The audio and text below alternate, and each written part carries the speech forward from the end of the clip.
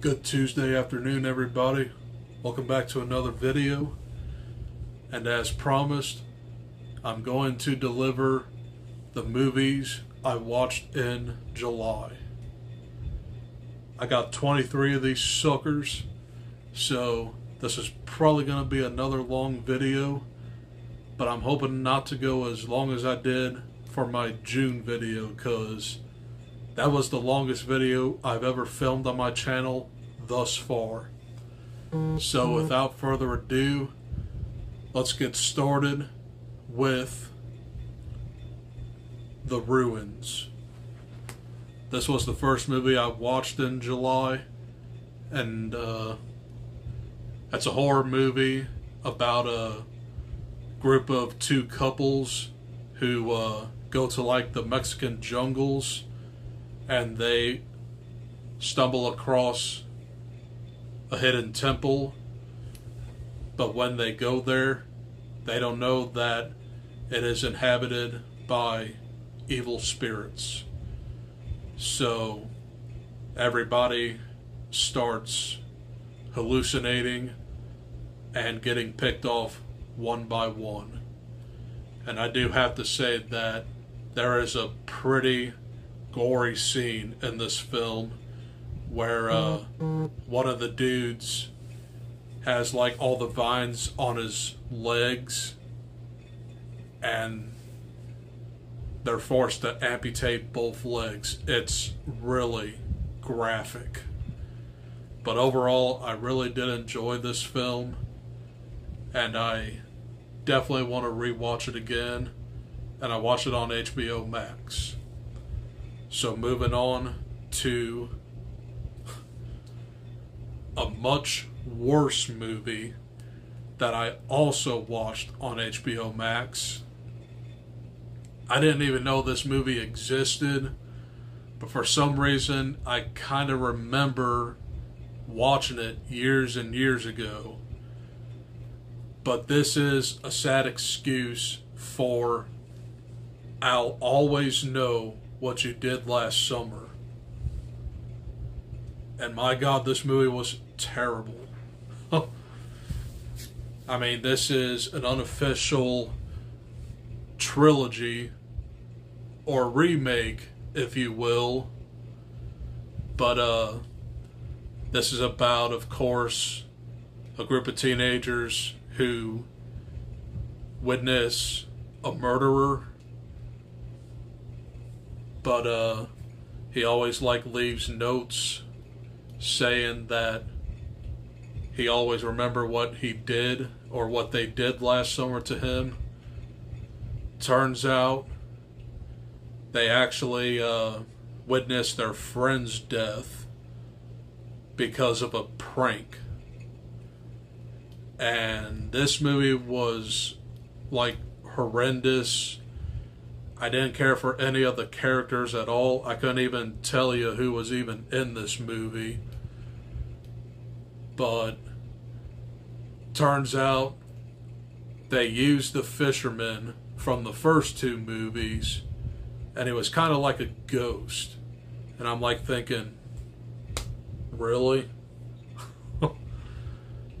But I wouldn't even acknowledge this film's existence. I would just skip it and watch the first two, because the first two are actually pretty underrated summer horror classics. Well, the first one is. The second one is tolerable, but this one, hard pass. Okay, moving on to, I can't believe I'm gonna say this, but I actually have two other movies in this video. I rewatched the live action version of the Scooby-Doo. Now, growing up, I've always loved both of these movies, and I still enjoy it, but it's very childish watching it. But of course you get Scooby and the gang that goes to like this amusement park that is haunted, and they try to uncover the mystery. Turns out these, like, monsters or whatever are, like, taking over, like, the kids visiting the park, and they only need their bodies to survive in the sunlight. For a movie that's 20 years old, I can tell that the CGI is really bad, but I still have fun with this one. But it's Scooby-Doo, so you know it's going to be silly. Moving on to Thor Love and Thunder. The first movie I watched in theaters this month. And I already have a review up on my channel for it, so you'll get my full thoughts on it. But what I really liked about this movie was Christian Bale's performance as Gore the God Butcher, because he is a pretty formidable villain, and I hate to say it, but he was kind of put on the back burner, and this movie like focused way too much on the comedy.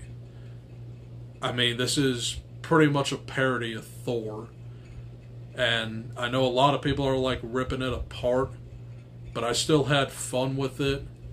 And we also have the introduction of Lady Thor and the return of Jane Foster. So she was okay in the movie, but I kind of preferred just seeing Thor. And I never mention that there's only a 2-minute cameo of Guardians of the Galaxy. I wanted so much more of that. But for what it was, this movie was just fine. I mean, it's harmless. So, moving on to a much better movie, and my favorite in the Thor franchise, I rewatched Thor Ragnarok. This is the third in the series, and this pits Thor and Loki against Hela, which is their long-lost sister, and she's like the mistress of death. So that's a major subplot, but there is also another subplot that happens mostly throughout this movie, and that is Thor's introduction to Valkyrie and Hulk on planet Sakaar, which is inhabited by the Grand Master, and he does this contest of champions, and Thor fights Hulk. I really enjoyed this movie, and it is definitely the funniest of the whole Thor series. The humor lands better in this than Love and Thunder, and you also have like a 70s aesthetic, and it's just an all-around good time. So that was Thor Ragnarok.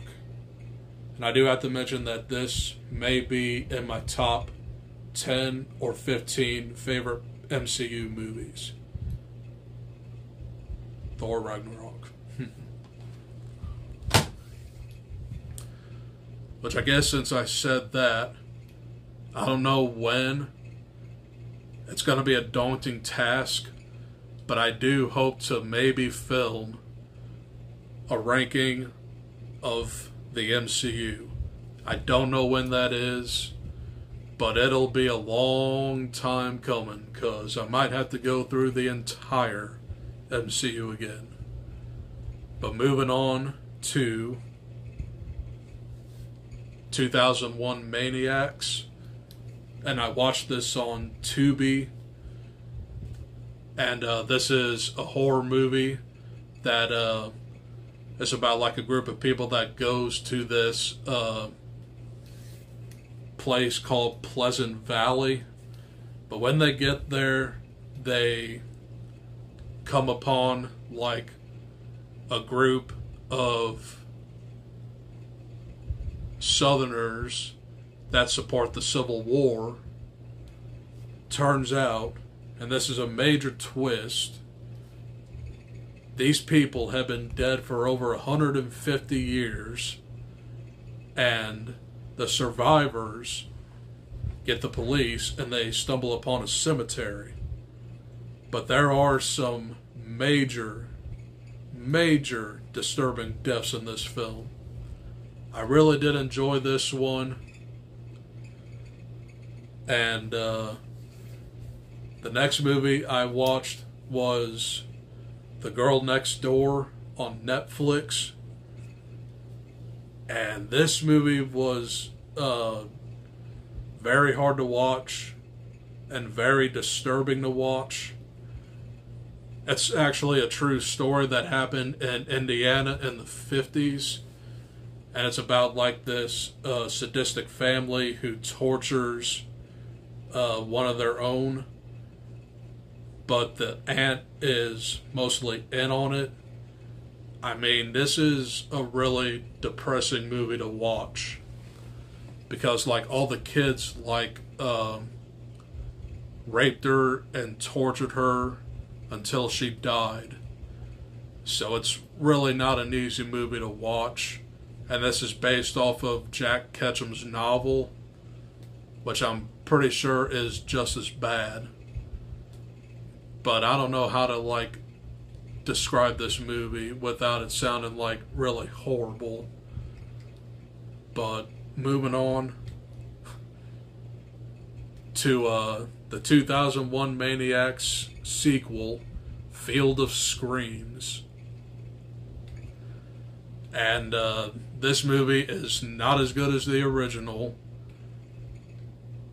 The deaths are laughable, and I really did not enjoy this movie at all. But it's still like the same premise. A group of people go to like this place called Pleasant Valley, and these Southerners start killing them off brutally, one by one. That's all I gotta say about that. Moving on to Beavis and Butthead Do America. And yes, I did watch this just for fun. I watched this on Paramount Plus, and this is the original 1996 comedy classic, where Beavis and Butthead notice one day that their TV is missing, and they are mistaken for hitmen, and they try to score with Dallas Grimes. Really enjoyable movie, and it definitely has the product of the 90s. So I have nothing more to say about this.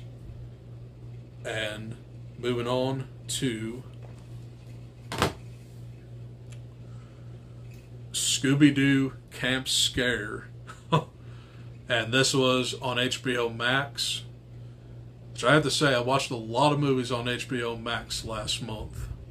But moving on, this was an animated Scooby-Doo adventure where the gang goes to like this haunted camp, and they notice that all the urban legends start to come to life. It was a really decent Scooby-Doo movie that delves into horror, especially like the slasher at camps. But I would probably never watch this ever again, because there are some animated Scooby-Doo movies that I like literally love, especially Scooby-Doo on Zombie Island. That one is my favorite by far. But that's all I have to say about Camp Scare. Moving on to Den of Thieves. I saw this on Netflix for the very first time. It's been out for 4 years, and I never watched it yet. But this is about like a group of bank robbers who hit every bank known to man. and Gerard Butler is on their tail trying to take them down. I really enjoyed this movie, and I don't know what took me so long to watch it, but I definitely would want to watch it again. That was Den of Thieves.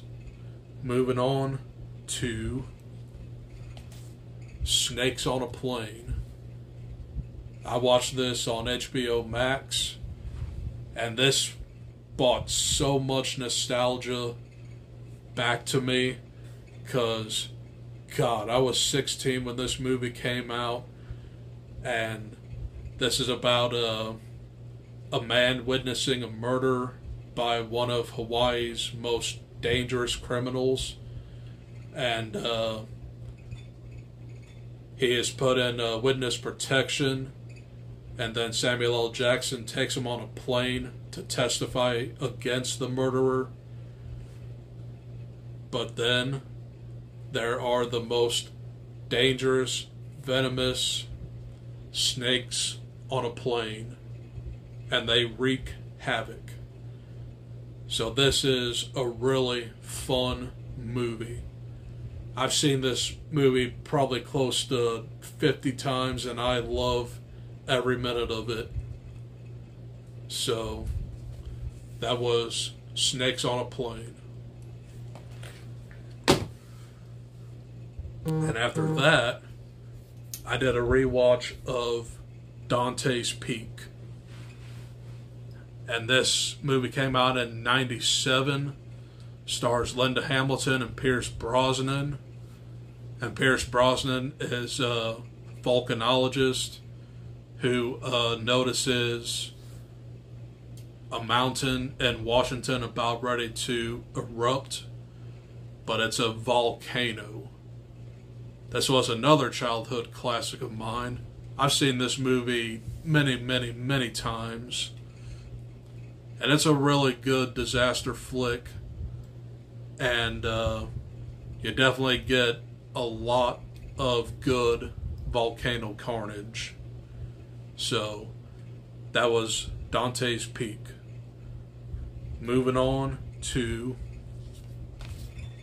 Get Out. And I rewatched both this and Us to prepare for Nope. But this is about a biracial couple who go to the parents' house. Turns out the Armitage family are sadistic in their own rights because they abduct black people to take over their minds to put into white socialites. And this is that movie, and it's a very cerebral film to watch, but it comes together near the end where Daniel Kaluuya gets out. But I really enjoyed this movie, and I really enjoyed rewatching it. And moving on to I'm Back. Us. Now, this is Jordan Peele's second film, obviously. And this is about a family who is on a vacation home, and they notice this weird family that looks exactly like them. Turns out that family is part of the Tethered, which is a secret society that stays underground, and they kill the original people and they recreate Hands Across America. Now, rewatching this, I definitely would say it kind of dipped a little bit, but I did really enjoy rewatching this. And moving on to Nope. This is Jordan Peele's newest film, and it's a sci-fi thriller that takes elements from Tremors, Jaws, Signs, and Close Encounters of the Third Kind. And it definitely has that throwback blockbuster feel where this brother and sister own like a horse farm, and these horses work for Hollywood, and then UFOs start to arrive. I really had fun with this film, and I would definitely rewatch it. So, if you want my full thoughts, I did a director's retrospective on Jordan Peele. Check that video out. Moving on to Anaconda. Now, this is a movie that I've seen way more times than I've seen Titanic. I've seen this movie like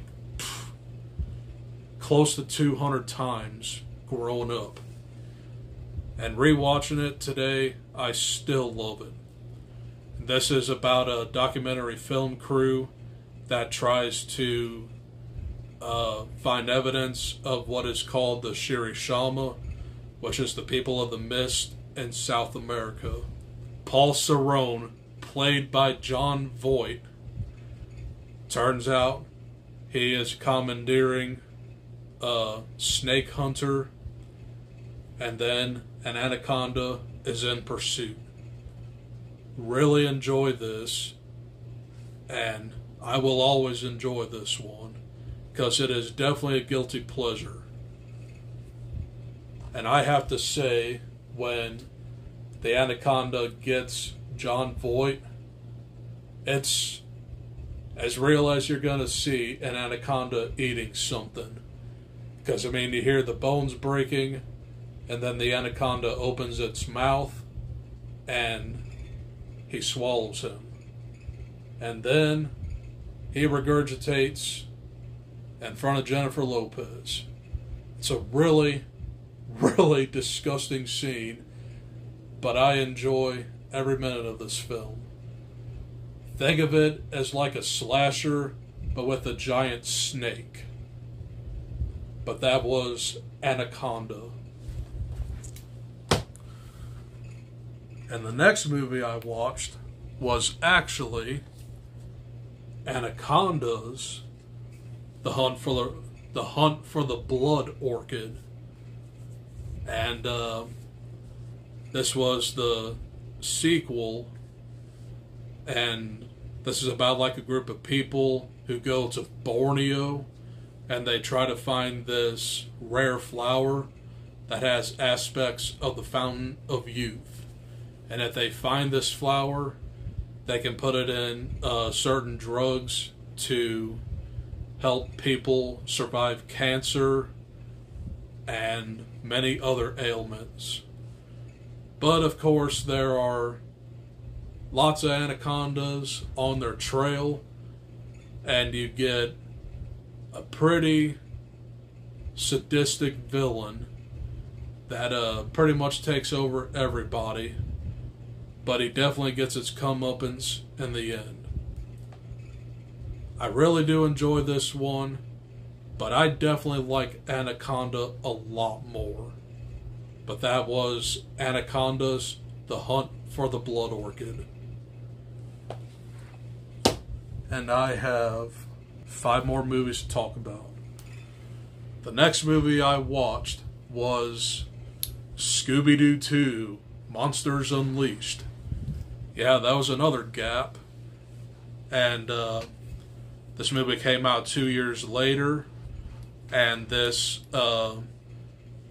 showcases Scooby-Doo's most recognizable villains from the cartoons come to life. So, this was definitely a pretty good nostalgic throwback to Scooby-Doo fans growing up, me. And I do enjoy this movie as much as I do the original 2002 movie. But it's a Scooby-Doo movie. You know it's going to be silly and goofy. But I like silly and goofy. Hell, I've seen like Thor Love and Thunder earlier this month, and that was silly and goofy. But, yeah, that's all I have to say about Scooby-Doo Monsters Unleashed. And I have Jeepers Creepers 2. Another film I grew up watching over and over and over again. And this is about a group of kids on a school bus that came home from like a football game or are going to a football game. It's not really it's not really determined, but the creeper, which is like some gargoyle immortal thing, is on their tail. And for every 23 years, every 23rd spring, it gets to eat. So I really enjoyed this one. I would say a lot better than the original one, because this one is a lot more memorable and a lot more fun, in my opinion. So I really do enjoy this. And moving on to DC's League of Super Pets. This was the last movie I watched in theaters this month. Like, I've only been to 3 movies this month. But anyway, this is actually an animated film that focuses on the pets of DC superheroes. And in the forefront, you have Crypto the Super Dog. And he witnesses Superman getting kidnapped. He loses his powers, but then he befriends Ace the Bat Hound, which comes into the ending because you see all the pets come to like the superheroes. But this movie focuses on the pets of the Justice League. And I really did enjoy this film. It's really not a movie that I would watch very often, but it's definitely a really good animated movie that I definitely want to rewatch again. So that brings me to Guardians of the Galaxy Volume 2. And I just put this on again because I haven't watched a good MCU film in a while. And this one came as a decision. And this is about the Guardians of the Galaxy going up against Ego, the Living Planet, which turns out to be Peter Quill's father. But he turns out to be a Celestial, and Ego wreaks havoc throughout the whole universe. And the Guardians of the Galaxy have to stop him. This movie is very goofy, but in my opinion, it might be a little bit better than Thor Love and Thunder. Because it's definitely a lot funnier, and the humor lands more. And the standout on the comedy is definitely Drax in this one. Because everything he says is just hilarious. But overall, I really did enjoy this sequel. And I definitely can't wait to rewatch it again and again. And then, of course, you get the demise of Yondu Udonta. R.I.P. Mary Poppins. But that was Guardians of the Galaxy Volume 2. Which brings me to my final movie this month. And I just watched this on Sunday. And that was Deep Impact. And I've never watched this movie before. But it's definitely in the same vein as Armageddon. But this one is a comet and Armageddon is like an asteroid. They both have the same premise, but I do like Armageddon more. Because you get like a group of astronauts that you get a group of astronauts trying to destroy the comet, but then they break it off, and then one of the fragments come to Earth and decimate the whole East Coast. And this movie had a very, very bleak ending, I gotta say, because millions of people died, but the Earth still survived. I really did enjoy this one, but it's one that doesn't compare to Armageddon. And that, folks, is the 23 movies I watched in July. Hope you guys enjoyed it, and don't know what's coming next, but I'll probably have a Bullet Train review for you coming up really soon. I plan on seeing it on Friday, so look out for that. And also, I'm going to do my next daunting task, and that will be watching all 12 Halloween movies and reviewing them one by one, leading up to Halloween Ends. That's going to be a 12-week series, so wish me luck. But otherwise, that's all I got for this video. I'll see you guys in the next one. Enjoy the rest of your Tuesday, and stay cool.